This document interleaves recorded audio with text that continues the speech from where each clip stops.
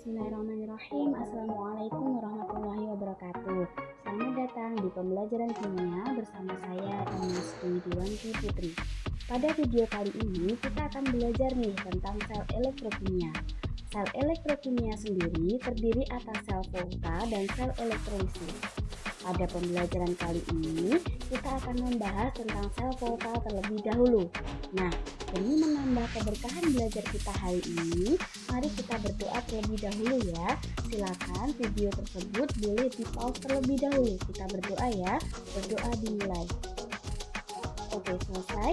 Selamat belajar, semoga bermanfaat ya. Oke, kita lanjutkan ya pembahasan kita di bab kedua, yaitu reaksi redoks dan sel elektrokimia.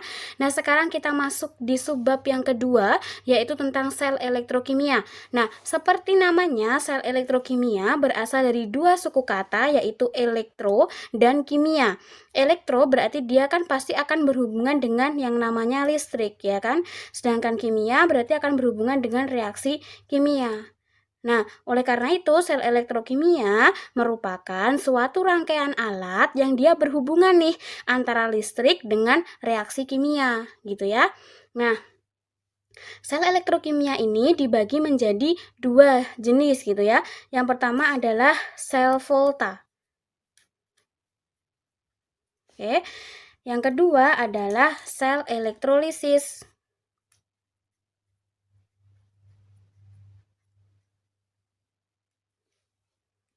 Nah, sel volta merupakan suatu rangkaian sel yang mana dia mengubah reaksi kimia menjadi arus listrik atau energi listrik. Di mana reaksi kimia yang berlangsung di sini merupakan reaksi kimia yang sifatnya adalah spontan gitu ya. Reaksi kimianya reaksi kimia spontan.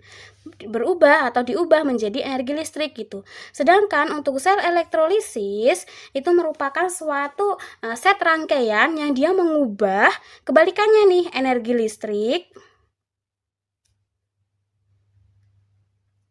menjadi energi kimia gitu ya. Gitu. Nah, selain perbedaan tentang ini gitu, ternyata kedua sel ini juga punya persamaan gitu, yaitu apa? Sama-sama bahwa reaksi kimia yang berlangsung baik dalam sel volta maupun sel elektrolisis merupakan reaksi kimianya merupakan reaksi redoks gitu. Oke, nah oleh karena itulah makanya dari kemarin kita belajar nih tentang bagaimana menyetarakan redoks gitu kan. Redoks berarti mana yang mengalami reduksi gitu kan, mana pula yang mengalami oksidasi, kemudian menyetarakan gitu. Makanya kita pelajari tentang ini gitu. Oke, nah yang pertama yang akan kita bahas adalah tentunya tentang sel volta. Nah, sel volta ini dalam kehidupan kalian sehari-hari biasanya ditemukan dalam misalkan nih batu baterai. Oke, batu baterai ini dia kan juga dari reaksi kimia yang ada dalam baterai terus kemudian diubahkan menjadi energi listrik gitu. Kemudian bisa untuk kalian misalkan menyalakan jam dinding gitu. Seperti itu, atau remote TV gitu. Atau misalkan nih pada aki motor gitu. Pada aki motor kan motor bisa bergerak juga adanya energi listrik ya kan. Nah, energi listrik ini tentunya dihasilkan dari reaksi kimia yang ada pada aki gitu. Oke. Batu baterai. Kemudian aki gitu ya. Jadi merupakan sebuah proses perubahan reaksi kimia menjadi sebuah energi listrik gitu ya. Oke, selanjutnya kita lanjutkan ya pembahasan kita masih tentang sel volta. Sekarang kita akan mempelajari skema atau komponen-komponen apa saja dan bagaimana cara kerja dari suatu sel volta gitu ya. Oke, nah yang pertama yang harus kalian kenal adalah tentang larutan elektrolit. Nah, dalam sel volta ini larutan elektrolitnya itu ada dua karena ditempatkan pada dua wadah yang berbeda gitu. Misalkan larutan elektrolit yang pertama adalah ZnNO3 dua kali dan larutan elektrolit yang kedua adalah CuNO3 dua kali. Oke, yang pertama harus kalian kenal adalah tentang larutan elektrolit. Kemudian yang kedua adalah tentang elektroda. Oke. Nah, elektroda ini merupakan tempat terjadinya reaksi redoks. Tempat terjadinya reaksi redoks. Nah, elektroda sendiri itu terdiri atas dua. Yang pertama adalah katoda, kemudian yang kedua adalah anoda. Nah, pada sel volta, katoda merupakan kutub positif, sedangkan anoda merupakan kutub negatif. Jadi, kalau kalian misalkan mau menghafal, berarti singkatannya adalah kapan. Katoda positif, anoda negatif, gitu ya. Nah, pada sel volta, katoda itu merupakan tempat terjadinya reaksi reduksi. Sedangkan anoda merupakan tempat terjadinya oksidasi. Jadi kalau misalkan mau kalian hafal, berarti bisa disingkat KRAO. Katoda reduksi, anoda oksidasi, gitu ya. Oke, misalkan pada dua bejana yang berbeda, Ustazah tempatkan batang Zn dan batang Cu. Batang Zn pada larutan ZnNO3 2 kali dan batang Cu pada larutan CuNO3 3 kali. Oke. Nah, kemudian maka berdasarkan skema ini kita bisa menuliskan suatu reaksi redoks, yaitu Zn ditambah dengan Cu2 plus menjadi Zn2 plus ditambah dengan Cu. Oke, ini merupakan reaksi redoksnya. Nah, ketika reaksi redoks ini kita buat menjadi reaksi setengah reaksi, menjadi setengah reaksi, berarti nanti Zn ditambah dengan Zn menjadi Zn2 plus ditambah dengan 2 elektron. Artinya dia apa? Menerima atau melepas? Melepaskan kan, berarti melepaskan elektron. Kemudian Cu2 plus menjadi Cu. Berarti di sini Ustazah tambahkan 2 elektron. Artinya dia apa? Menerima elektron. Ini melepaskan elektron. Ini menerima elektron. Ya. Nah, jadi sebenarnya dalam suatu rangkaian sel volta itu, karena Zn tadi dia melepaskan elektron, Cu menerima elektron, artinya terjadi sebuah peristiwa serah terima elektron gitu. Jadi ketika dua elektron dari Zn ini dilepaskan, maka akan diterima oleh si Cu gitu. Si Cu2 plus ini hingga nanti akhirnya dia menjadi Cu gitu ya. Nah, karena adanya serah terima elektron, jadi konsep volta ini hadir ketika Volta, si penemu konsep ini, dia berpikir nih bahwa ternyata dalam skema ini itu terjadi peristiwa pelepasan dan penerimaan elektron atau serah terima elektron gitu. Nah, itu terjadi pada tempat yang berbeda, ya kan? Ditempatkan pada suatu wadah yang berbeda. Nah, ketika elektron ditempatkan pada suatu wadah yang berbeda dan terjadi serah terima elektron, artinya elektron tersebut kan bisa berjalan, ya kan? Bisa berjalan terlebih dahulu. Nah, elektron yang berjalan tersebut otomatis dapat menimbulkan arus listrik gitu ya. Jadi syaratnya adalah kita harus memisahkan nih mana reaksi yang mengalami reduksi, mana reaksi yang mengalami oksidasi gitu ya. Oke, selanjutnya setelah kita mempelajari beberapa hal yang harus kalian ketahui dalam suatu skema sel volta, nah mari kita belajar bagaimana sel volta ini bekerja hingga dia bisa menghasilkan arus listrik gitu ya. Oke, yang pertama adalah ada dua buah bejana, di mana pada bejana pertama kita tempatkan ZnNO3 2 kali, kemudian pada bejana kedua kita tempatkan larutan CuNO3 2 kali. Ini CuNO3 2 kali ya.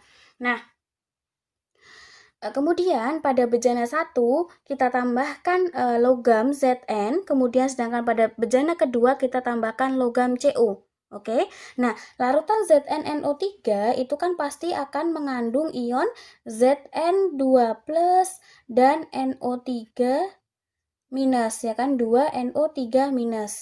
Sedangkan sama untuk larutan CuNO3 berarti akan mengandung ion Cu2+ dan 2NO3- gitu.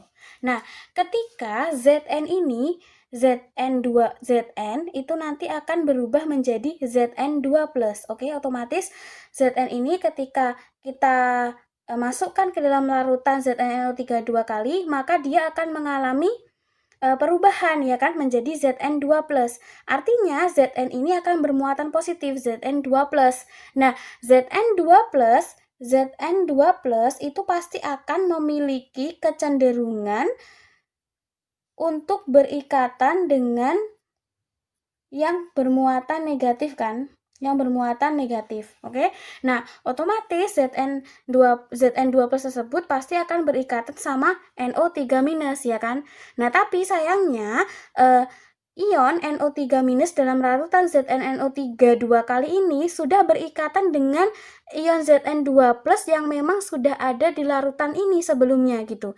Artinya Zn2+ yang terbentuk itu tidak bisa nih berikatan dengan NO3- gitu yang memang sudah ada di larutan gitu, karena NO3- sendiri sudah berikatan dengan Zn2+ yang memang sudah ada di larutan gitu.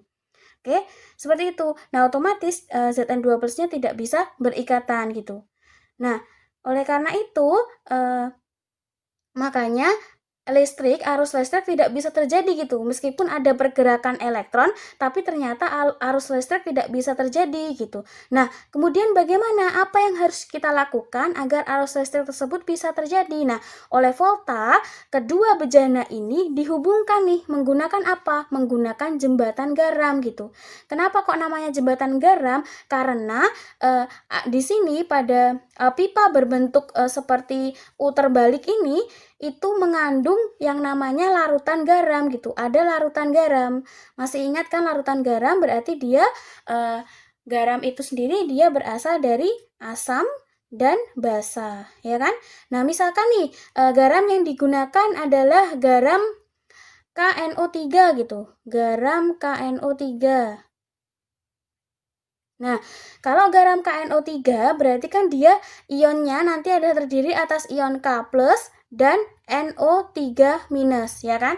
Nah, pada Zn dia kan menjadi Zn2+ tuh ketika dimasukkan ke dalam larutan ZnNO3 dua kali. Nah, Zn2+-nya otomatis dia kan membutuhkan ini kecenderungan untuk mengikat ion negatif kan. Berarti nanti makanya NO3 dari garam pada jembatan garam ini nanti akan bereaksi ke Zn dengan Zn gitu. Jadi nanti arahnya adalah NO3- 2NO3- akan berikatan dengan Zn2+ yang dihasilkan gitu ya. Jadi nanti arahnya akan ke sini gitu. Hal ini akan berbeda nih pada sisi sebelah kanan, sisi bejana sebelah kanan ini. Jadi ketika Cu ini berubah menjadi Cu2+, maka dia akan meninggalkan pasangannya yaitu 2NO3- ini. Nah, otomatis yang negatif karena dia bermuatan negatif, maka dia akan cenderung berikatan dengan garam yang bermuatan ionnya yang positif itu. Jadi nanti arahnya K+ itu adalah ke bejana yang sebelah kanan. Oke. Sorry ya, ini bukan NO3 tapi NO3- ya kan, karena garamnya kan KNO3 gitu. Nah, itu tadi ya, setelah kalian mempelajari bagaimana suatu sel volta itu bisa bekerja, bisa mengubah dari yang awalnya reaksi kimia seperti ini bisa menjadi arus listrik gitu ya. Nah, selanjutnya adalah kalian harus mengidentifikasi nih mana yang merupakan katoda dan mana yang berperan sebagai anoda gitu. Nah, caranya seperti apa? Kita lihat pada reaksi. Zn dia kan berubah menjadi Zn2+. Artinya dia apa? Melepaskan elektron. Nah, kemarin pada saat kita belajar tentang setengah reaksi, kita tahu nih bahwa ketika dia melepaskan elektron berarti dia mengalami oksidasi, oke? Nah, berarti kalau dalam sel volta yang mengalami oksidasi, tempat terjadinya reaksi oksidasi berarti dia anoda. Otomatis Zn ini adalah merupakan anoda mengalami oksidasi, tempat terjadinya oksidasi. Kemudian untuk Cu, dia kan Cu2+ menjadi Cu, artinya dia menerima elektron dari si Zn. Karena dia menerima elektron dari si Zn, otomatis dia mengalami reduksi. Nah, pada sel volta, tempat terjadinya reduksi itu disebut sebagai katoda. Oke, berarti Cu ini merupakan katoda, dia mengalami reaksi reduksi, gitu ya. Nah, sekarang kita lihat di sini. Pada Zn, dia kan mengalami oksidasi terus-menerus ya, karena dia berperan sebagai anoda. Karena dia mengalami oksidasi terus-menerus, artinya Zn ini dia berubah menjadi Zn2+, melepaskan elektron kan? Karena dari yang awalnya logam Zn, kemudian menjadi ion Zn2+, mengalami oksidasi, berarti nanti logam Zn-nya pasti akan tergerus sedikit demi sedikit gitu, pasti akan berkurang gitu ya. Nah, berbeda dengan si Cu. Kalau Cu ini dia kan menerima elektron dari Zn, otomatis nanti pasti akan ada nih tempelan-tempelan Cu2+, oke, ion-ion Cu2+ yang dia akan menempel pada logam Cu. Otomatis nanti akan bertambah nih. Cu2+-nya itu akan menempel pada Cu, gitu ya. Oke, nah jadi dalam mempelajari sel volta ini, hal-hal yang harus kalian perhatikan adalah yang pertama adalah kalian harus tahu nih mana yang mengalami reaksi reduksi, mana yang mengalami reaksi oksidasi. Makanya kemarin kita belajar dulu tentang reaksi redoks. Biar apa? Kalau kalian bisa tahu reduksi, berarti nanti kalian bisa mengetahui yang berperan sebagai katoda siapa, yang berperan sebagai anoda siapa. Kemudian kalian juga harus paham nih tentang konsep jembatan garam, gitu ya. Nah, jadi itu tadi bagaimana suatu sel volta bisa bekerja gitu, bisa memproses dari yang awalnya merupakan suatu reaksi kimia seperti ini bisa menjadi arus listrik gitu. Yang awalnya tidak ada jembatan garam, jadi terbentuk elektron, benar terbentuk elektron dan elektronnya itu bisa berpindah ya kan. Tapi ternyata elektronnya tuh tidak bisa nih melewati kabel ini tidak bisa sampai ke bejana yang kedua ini, ternyata tidak bisa gitu. Nah, agar elektronnya itu bisa melewati sini, maka harus dibuat jembatan garam itu tadi gitu. Nah, nanti agar apa? Agar elektronnya bisa melewati kabel ini. Kalau elektronnya bisa melewati, nanti pasti akan ada arus listrik. Oke, nah arus listrik yang terbentuk itu bisa nanti kalian bisa cek pakai lampu atau nanti bisa kalian cek pakai voltmeter. Kalau kalian cek pakai voltmeter, nanti pasti akan muncul nih berapa volt gitu. Jadi ada tegangannya gitu ya untuk konsep sel volta, cara kerjanya maupun komponen-komponen yang ada dalam sel volta. Oke, pembahasan selanjutnya masih dalam sel volta ya. Nah, pada sel volta, arah aliran elektron itu pasti dari arah anoda menuju ke katoda.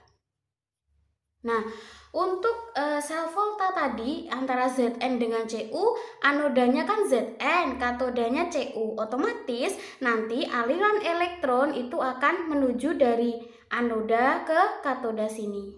Gitu. Nah, tapi kasusnya kalau tadi ini lempeng Zn dimasukkan ke dalam larutan ZnNO3 2 kali, dan lempeng Cu dimasukkan ke dalam larutan CuNO3 2 kali, ya kan? Ternyata yang mengalami oksidasi adalah si Zn. Sedangkan Cu-nya mengalami reduksi gitu ya. Nah, bagaimana kasus yang terjadi kalau misalkan lempengan Zn ini Ustazah ganti dengan lempengan Ag? Apakah Cu yang tetap ini dia akan tetap mengalami reduksi gitu dan Ag-nya tetap mengalami oksidasi gitu. Apakah dalam gambar sel volta yang di bagian kiri adalah selalu reaksi oksidasi, sedangkan di bagian kanan ada selalu reaksi reduksi gitu? Ternyata tidak gitu, tidak seperti itu gitu, tidak seperti itu ya gitu. Nah, cara taunya gimana? Cara taunya adalah karena gini, ternyata sebelum ke cara taunya ternyata gini. Ketika Zn dan Cu ya digabungkan atau dirangkai dalam suatu sel volta, ternyata Cu-nya mengalami reduksi gitu. Tapi ketika Cu dipasangkan dengan Ag dalam suatu rangkaian sel volta, ternyata secara teoritis berdasarkan data potensial elektronnya, potensial elektrodanya, ternyata Cu ini dia lebih dia mengalami oksidasi gitu. Dan Ag ternyata mengalami reduksi gitu. Lah kok beda gitu? Kenapa kok bisa Cu ketika dipasangkan dengan Zn dia mengalami reduksi, tapi ketika Cu dipasangkan dengan Ag ternyata Cu ini mengalami oksidasi gitu. Nah, penentuan ini bisa didasarkan pada ini deret volta atau deret keaktifan logam. Oke? Jadi deret volta itu ada Li, K, Ba, Sr, Ca, Na, Mg, Al, Mn, H2O, Zn, Cr, Fe, Cd, Co, Ni, Sn, Pb, H, Sb, Bi, Cu, Hg, Ag, Pt, dan Au.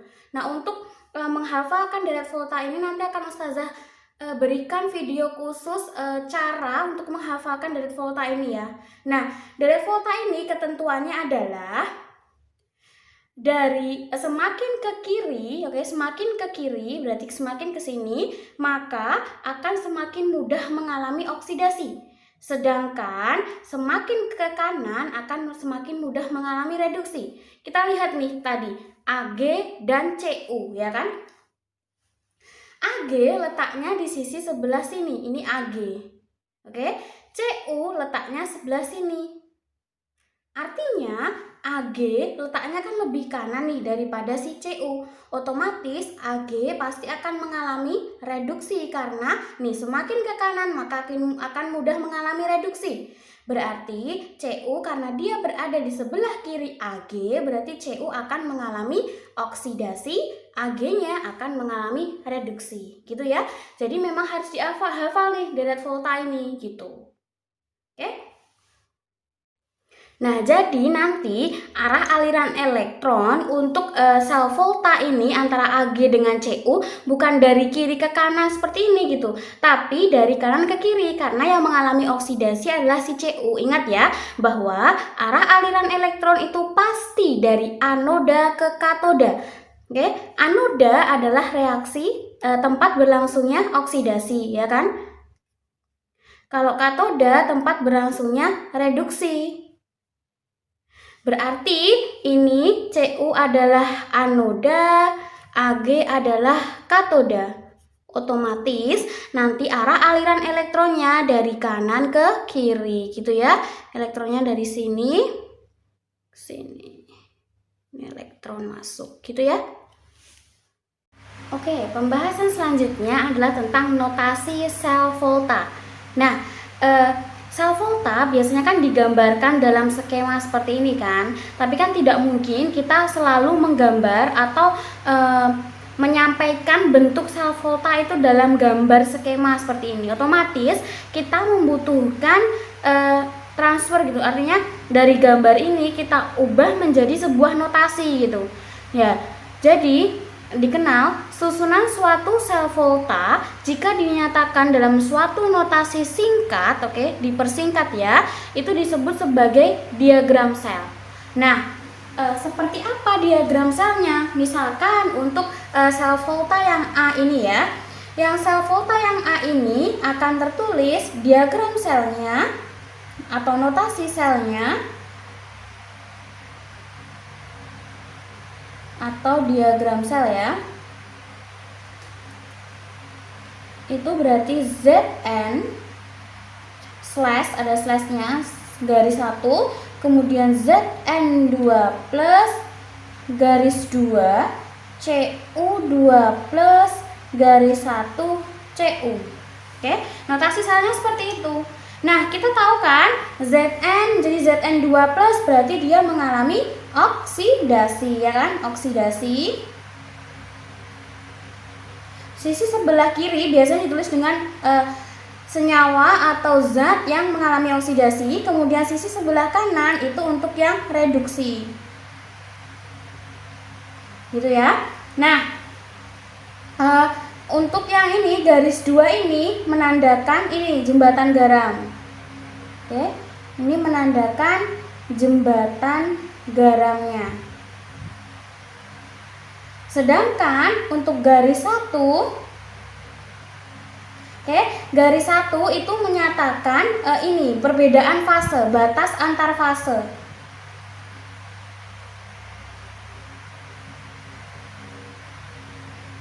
Dimana Zn ini kan fasenya padatan ya kan, dia solid ya toh, sedangkan Zn2+ dia kan dalam larutan toh, aqueous gitu. Cu2+ dia aqueous, Cu-nya padatan gitu. Jadi /1 ini merupakan batas antar fase gitu ya, menunjukkan batas antar fase gitu. Oke. Berarti untuk yang B, ingat penulisan pertama itu harus oksidasi dulu baru reduksi. Jadi dalam penulisan notasi sel, itu harus oksidasi dulu, yang mengalami oksidasi, kemudian di garis 2 sebagai wujud bentuk ini jembatan garamnya, terus baru yang mengalami reduksi. Oke. Jadi bukan berdasarkan gambar kiri atau kanannya ya. Nah, berarti yang soal B, diagram selnya, ingat oksidasi dulu, berarti nanti kalau oksidasi berarti Cu/Cu2+ ya kan, garis 2 jembatan garamnya, menjadi reduksinya adalah Ag, berarti Ag+/Ag gini ya. Tuh. Bisa ya, jadi yang ditulis terlebih dahulu di sisi sebelah kiri adalah oksidasi, sisi sebelah kanan adalah reduksi gitu. Jadi untuk urutan penulisan elektroda dalam notasi sel volta itu adalah disingkat oxred. Jadi oksidasi dulu baru reduksi gitu ya. Oke, pembahasan selanjutnya adalah tentang potensial elektroda standar. Masih merupakan pembahasan dari sel volta ya. Nah, kita lihat pada sel volta antara Zn dengan Cu ya kan. Zn kan mengalami oksidasi, Cu mengalami reduksi. Artinya antara Zn dengan Cu itu ada perbedaan kecenderungan mana yang mengalami oksidasi gitu, mana yang lebih teroksidasi gitu ya. Nah, otomatis karena adanya perbedaan kecenderungan mana yang lebih teroksidasi, maka akan menyebabkan perbedaan rapat muatan antara si Zn dan si Cu. Nah, otomatis karena antar muatannya itu beda kerapatannya, maka menyebabkan perbedaan potensial listrik. Oke? Menyebabkan perbedaan potensial listrik. Nah, selisih atau beda potensial listrik antar ini Zn dengan Cu itu disebut sebagai potensial sel, atau antar elektroda itu disebut sebagai potensial sel. Jadi selisih potensial antar elektroda merupakan atau disebut sebagai potensial sel, dilambangkan dengan E sel. Oke.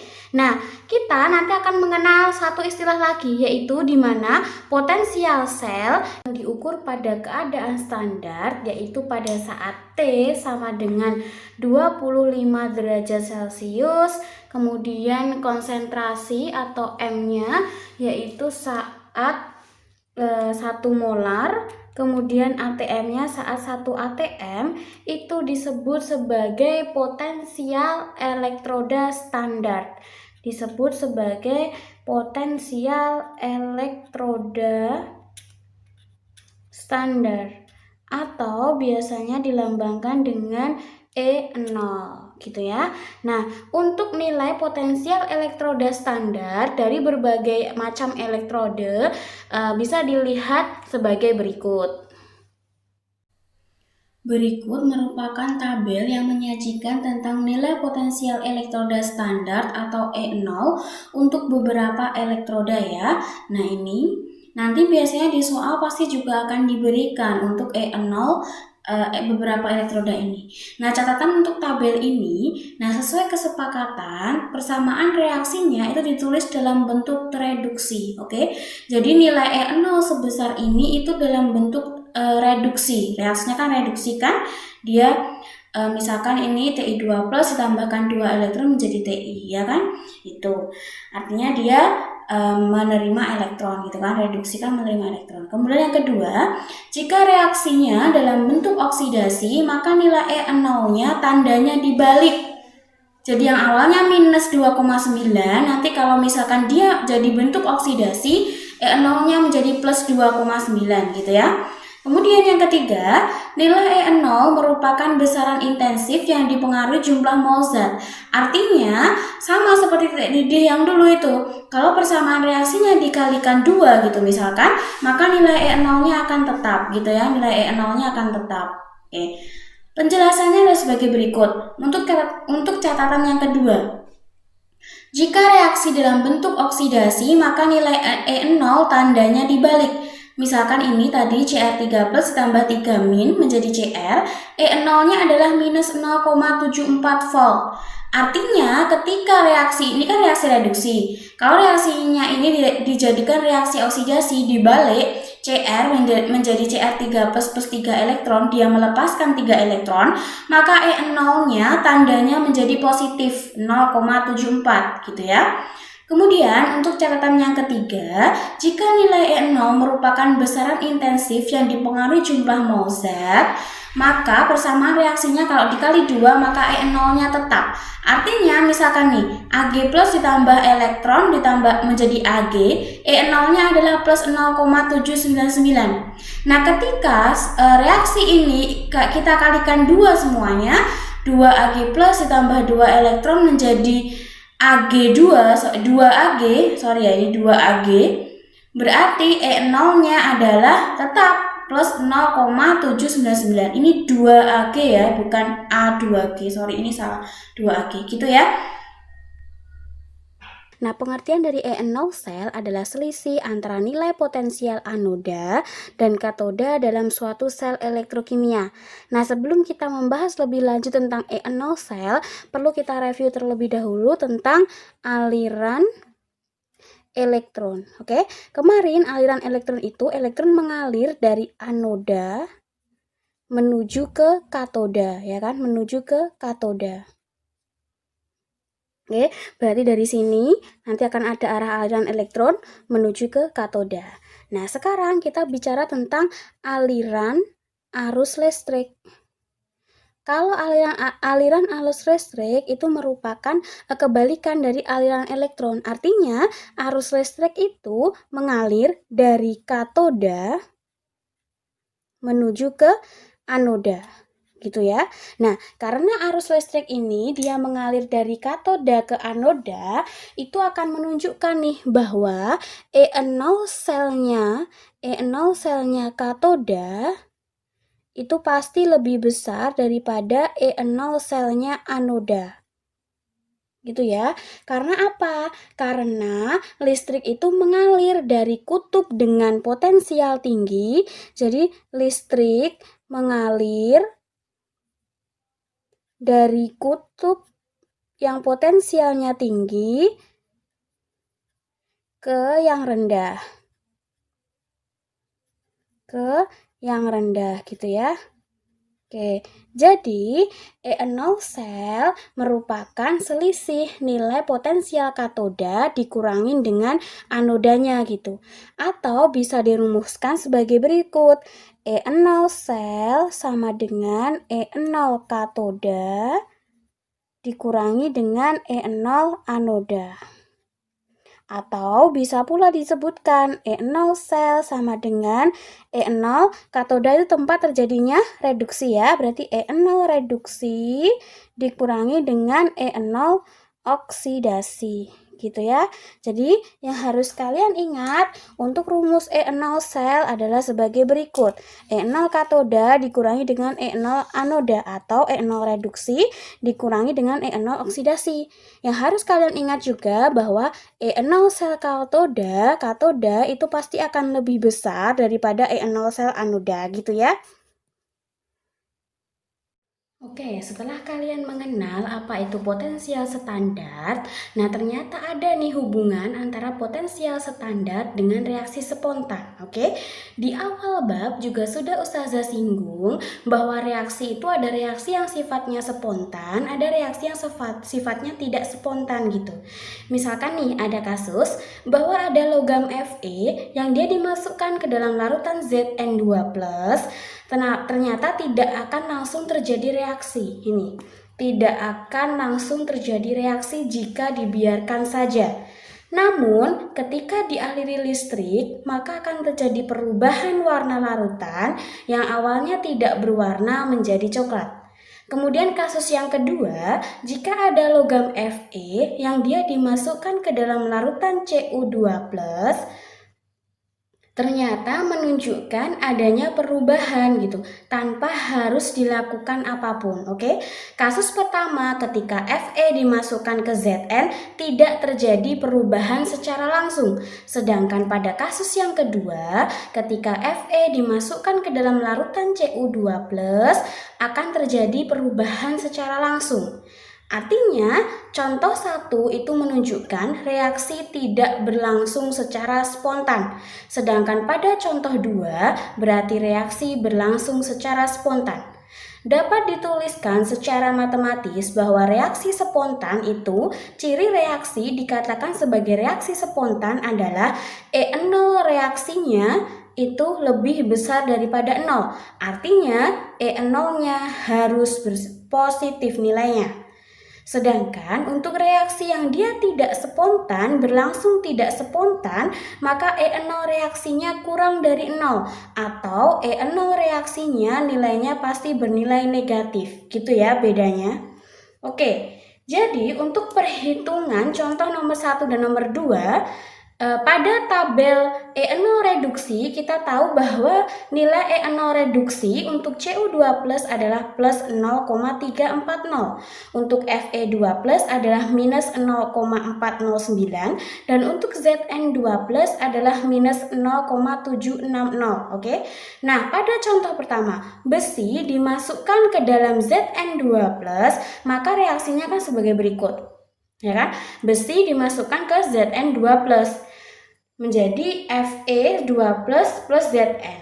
Fe menjadi Fe2+, berarti Fe ini akan mengalami oksidasi karena awalnya muatannya 0 menjadi bermuatan plus 2.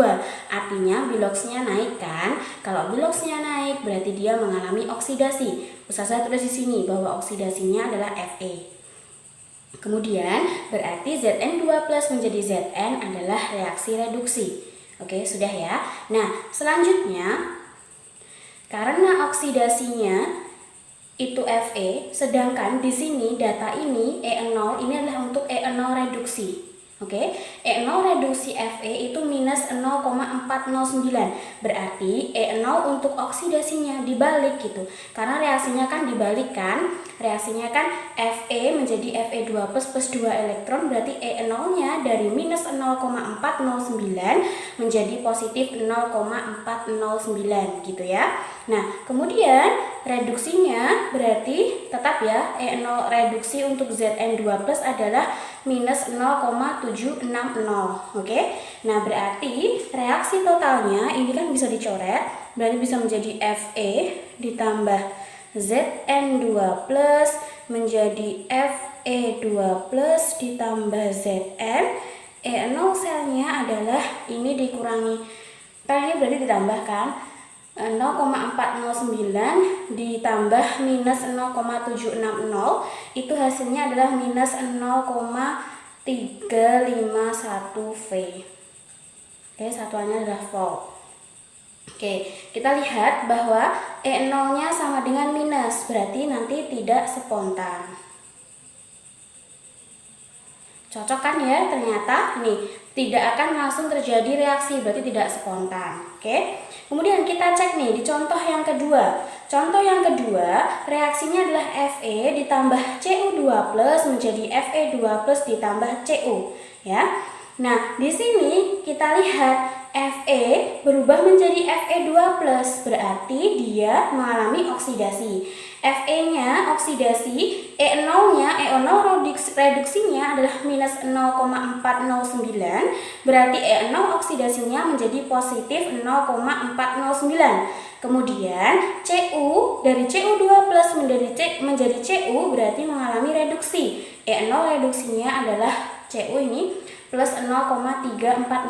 Berarti reaksi totalnya kita coret Fe ditambah Cu2+ menjadi Fe2+ ditambah Cu dengan E0 sel sebesar ini ditambahkan berarti 4 0,749 positif. Nah, ini kan E0-nya sama dengan positif, makanya reaksinya berlangsung secara spontan gitu ya. Jadi, syarat suatu reaksi bisa dikatakan dia berjalan secara spontan itu E0 totalnya harus bernilai positif gitu ya. Oke, selanjutnya pembahasan terakhir tentang sel volta adalah tentang hubungan potensial elektrostandar atau E0 dengan besarnya daya oksidasi dan daya reduksi. Jadi, apakah E0-nya ketika semakin negatif atau semakin positif, apakah daya oksidasinya makin tinggi atau makin rendah gitu ya. Nah, ketentuannya adalah ketika semakin positif E0 reduksinya, maka reaksi tersebut akan mudah mengalami reduksi. Oke? Berarti ketika suatu reaksi dia mengalami reduksi mudah mengalami reduksi, berarti dia merupakan oksidator kuat. Oke? Kebalikannya, ketika nilai E0 reduksinya semakin negatif, maka reaksi tersebut akan mudah mengalami oksidasi. Kalau mudah mengalami oksidasi, berarti dia termasuk reduktor yang kuat. Ini ya, yang pertama yang harus kalian ingat adalah ini. Kemudian yang kedua adalah ketika E0 reduksinya makin positif, berarti daya oksidasinya makin kuat. Kemudian yang kedua, ketika E0 reduksi makin negatif, maka daya reduksinya makin kuat gitu ya. Kebalikannya, kalau E0-nya makin positif, daya oksidasinya yang kuat. Kalau E0-nya makin negatif, berarti daya reduksinya yang semakin kuat gitu ya. Nah, itulah pembahasan tentang sel volta. Selanjutnya akan Ustazah jelaskan tentang perhitungan-perhitungan atau aplikasi-aplikasi penjelasan sel volta ini dalam bentuk perhitungan gitu, atau secara analitik gitu ya. Oke, ini adalah contoh soal yang pertama. Ketika ada suatu sel volta tersusun dari elektrodenya Ca dan Sn, diketahui data sebagai berikut. Ini merupakan data E0 reduksi ya. E0 reduksi untuk Ca2+ adalah minus 2,87, sedangkan E0 reduksi untuk Sn2+ adalah minus 0,14. Yang pertama, tentukan mana yang anoda dan mana yang katoda. Yang kedua, tuliskan reaksi di anoda dan katoda. Yang ketiga, tentukan nilai potensial selnya. Dan yang keempat, tuliskan notasi selnya. Oke, yang pertama, untuk menjawab yang A ini, kalian punya 3 cara untuk menjawab yang A. Silakan pilih cara termudahnya. Yang pertama, kalau kalian hafal deret volta, berarti akan gampang. Kalian lihat letaknya Ca dan Sn di deret volta itu lebih kiri yang mana? Kalau lebih kiri Ca, berarti ingat deret volta semakin ke kiri berarti dia semakin bersifat oksidasi. Semakin ke kanan berarti semakin reduksi. Nah, dalam deret volta nanti silakan kalian lihat bahwa Ca itu terletak di sebelah kiri dari Sn. Artinya Ca ini lebih mengalami oksidasi ya kan? Dia oksidasi, Sn adalah reduksi.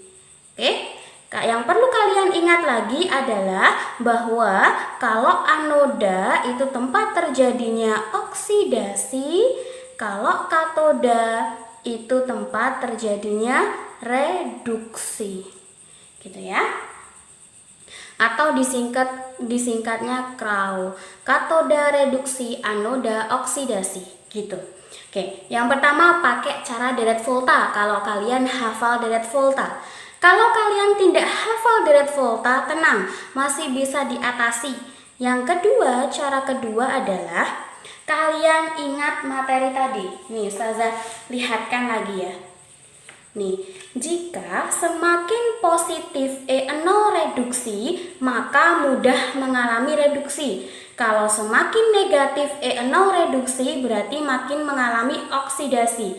Kita kembali ke soal. Di sini E0 E0-nya semuanya negatif, berarti pakai ini kan. Semakin negatif E0 reduksinya, kita lihat minus 0,14 dengan minus 2,87 lebih negatif mana? Lebih negatif yang minus 2,87 kan? Oke, nah karena lebih negatif ini, nih berarti dia bersifat oksidasi. Artinya Ca oksidasi, CSN reduksi. Sama kan berarti dengan deret volta cocok ya. Cara yang ketiga, yang perlu kalian ingat, setiap reaksi pada sel volta harapannya reaksi tersebut berjalan secara spontan. Oke, berjalan spontan. Artinya, setiap orang yang mereaksikan atau membuat sel volta, pasti dia berharap reaksinya itu langsung terjadi, berjalan secara spontan. Artinya, kalau secara spontan, E0-nya harus positif. Kalau E0-nya positif, berarti kalian lihat nih, kalian pikirkan di sini. Di sini ada minus 2,87 dan minus 0,14. 2,87 sama 0,14 kan gede 2,87. Artinya kalau 2,87 ini dia ustazah ubah jadi positif ya kan. Positif 2,87 ditambahkan dengan minus 0,14 hasilnya kan tetap positif. Ya enggak? Nah otomatis CA-nya ini kan ustazah rubah. Kalau CA-nya ustazah rubah dari bentuk seperti ini menjadi Ca menjadi Ca2 plus ditambah 2 elektron, berarti dia oksidasi, ya enggak? Cocok toh, Ca-nya oksidasi, berarti nanti Sn-nya reduksi, gitu ya. Jadi ada 3 cara, silakan kalian pilih cara mana yang menurut kalian paling kalian anggap bisa gitu. Oke, berarti yang A jawabannya adalah tentukan anoda dan katodanya. Anoda yang mengalami oksidasi berarti si Ca, kemudian katodanya berarti mengalami reduksi berarti si Sn gitu. Kemudian yang B, tuliskan reaksi di anoda dan katoda. Di anoda mengalami oksidasi berarti Ca menjadi Ca2 plus ditambah 2 elektron. E0 selnya sama dengan plus 2,87 V. Berarti di katodanya berarti Sn2 plus tetap ya ditambah 2 elektron menjadi Sn. E0-nya sama dengan minus 0,14 V. Tentukan nilai potensial selnya C. Yang C berarti ini. Ya toh? C-nya berarti kan ini tak coret, reaksi totalnya menjadi Ca ditambah Sn2 plus menjadi Ca2 plus ditambah Sn.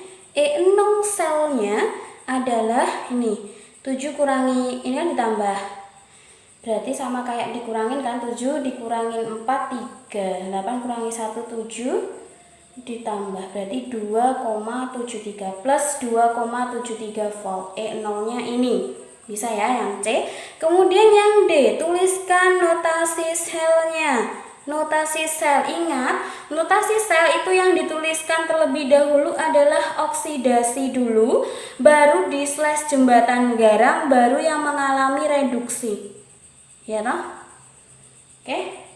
Berarti nanti reaksi oksidasinya adalah nih, berarti kan Ca2 plus jembatan garamnya, terus Sn2 plus menjadi Sn. Gini ya. Oke, bisa ya? Paham ya? Oke, selanjutnya contoh soal nomor 2. Jika diketahui, ini dalam bentuk notasi atau diagram sel ya, seperti berikut. Kemudian diketahui bahwa E0 reduksi untuk Pb2 plus adalah minus 0,13. Kalian disuruh menentukan E0-nya CD, E0-nya Ag, E0-nya Na, dan Cu. Kemudian yang kedua, tentukan yang mana oksidator terkuat dan mana yang merupakan reduktor terkuat. Kemudian yang ketiga, logam mana saja di antara keempat logam ini yang dia dapat bereaksi dengan H+. Kemudian yang keempat, notasikan sel, buat notasi selnya jika yang terjadi jika PB dipasangkan dengan CD gitu. Oke, kita mulai dari pertanyaan yang nomor 1 ya. Oke, pertanyaan nomor 1. Kita disuruh mencari E0-nya CD, AG, NA, dan CU. Oke, kita lihat dulu. Di sini yang kalian ketahui adalah E0-nya si PB2+. Artinya apa? Artinya kalian lihat nih dalam diagram sel yang ada PB2+-nya yang mana? Yang ini toh berarti? Ya kan? Karena yang ini berarti nanti kita bisa ketemu dulu nih E0 sel E0-nya dari Na. Oke, kita harus ingat dulu rumus dari E0 sel sama dengan E0 reduksi dikurangi dengan E0 oksidasi. Oke. Nah, pada kasus ini berarti ingat kalau diagram sel yang sebelah sini dia mengalami oksidasi, yang sebelah sini dia mengalami reduksi. Oke. Kita lihat E0-nya adalah plus 2,58. Oke, E0 reduksinya si PB berarti minus 0,13 dikurangi E0 oksidasi. Berarti E0 oksidasinya Ustazah pindahkan ke ruas ini, berarti E oksidasi sama dengan ini minus 0,13 minus 2,58 ya kan, dijumlahkan berarti jawabannya adalah minus 2,71 volt. Oke, ketemu ya. Berarti E0-nya Na itu minus 2,71 volt gitu. Kemudian Na sudah ketemu, PB ada, berarti bisa ke Ag. Di sini kan ada PB, di sini ada Ag. Oke, kita menuju ke persamaan yang ini ya. Caranya sama. E0 sel sama dengan E0 reduksi min oksidasi kan? Reduksinya adalah si Ag, ya kan?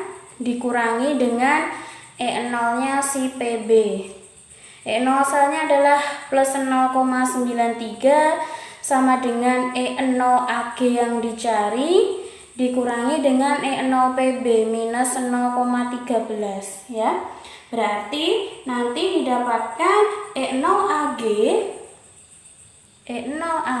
sama dengan plus 0,8 volt gitu ya. Oke. Kemudian kita cari lagi. Di sini sudah ada Ag kan tadi, berarti bisa ke persamaan yang ini. Ada Ag, ada CD, ya kan? Berarti E0 sel kita ke persamaan yang ini ya. Berarti ini persamaan A gitu misalkan. Berarti yang ini yang B, ini yang A, ini yang B, ini yang C. Yang C yang ini ya. E0 sel sama dengan, sama rumusnya, yang mengalami reduksi adalah Ag, E0 Ag min E0 CD.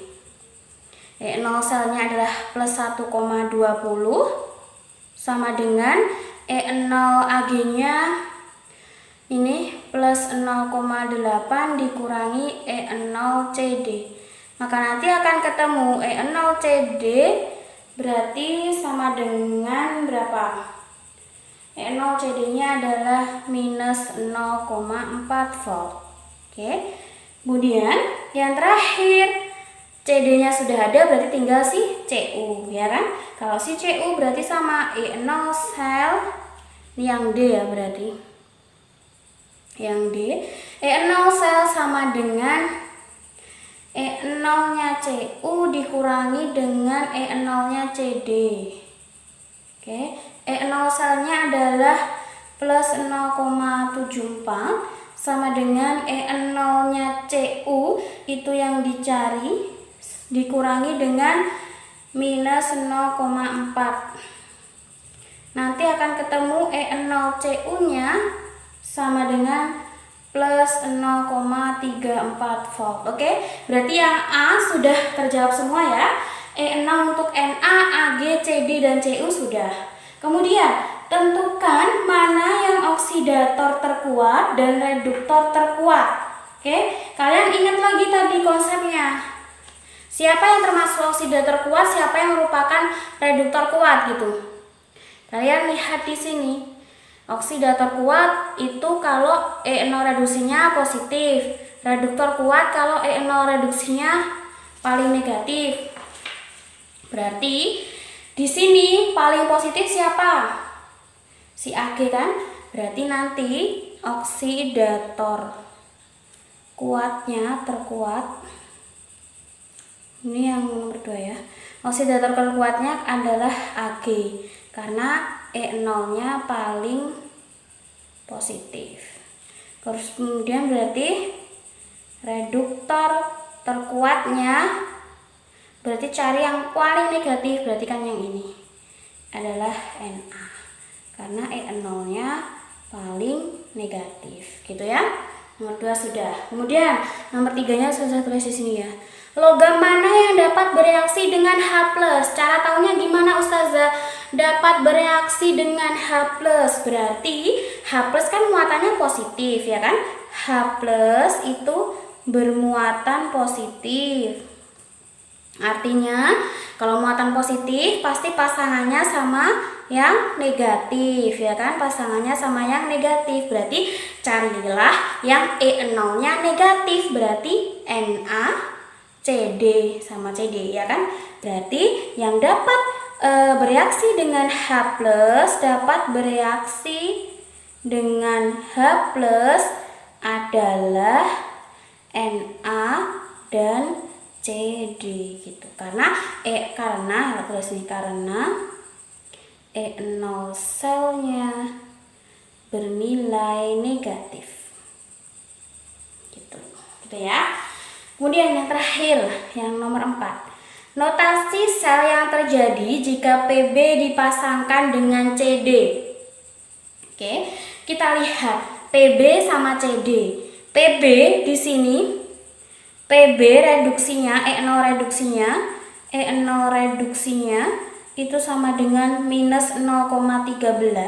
Sedangkan CD, E0 reduksinya itu sama dengan CD. Minus 0,4 volt. Ingat tadi, yang semakin negatif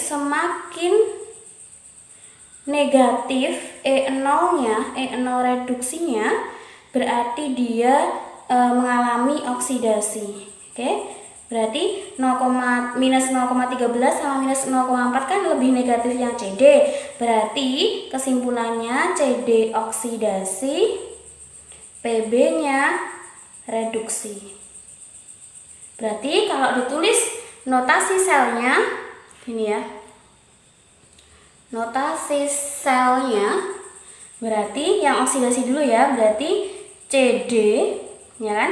CD/CD2+ jembatan garam, kemudian si PB2+/PB gini ya. Paham ya insyaallah. Oke, itu tadi ya video tentang sel volta, semoga bermanfaat ya. Nah, jika ada pertanyaan silakan ditanyakan ke saya. Untuk pembelajaran berikutnya hari Senin, insya Allah kita akan belajar nih tentang aplikasi-aplikasi sel volta dalam kehidupan sehari-hari kita, misalkan nih di sel baterai, atau ketika kita akan melakukan pencegahan atas korosi atau karatan itu, gitu ya. Oke, semoga video kali ini bermanfaat. Jangan lupa stay at home, stay kreatif gitu. See you on Monday ya. Wassalamualaikum warahmatullahi wabarakatuh.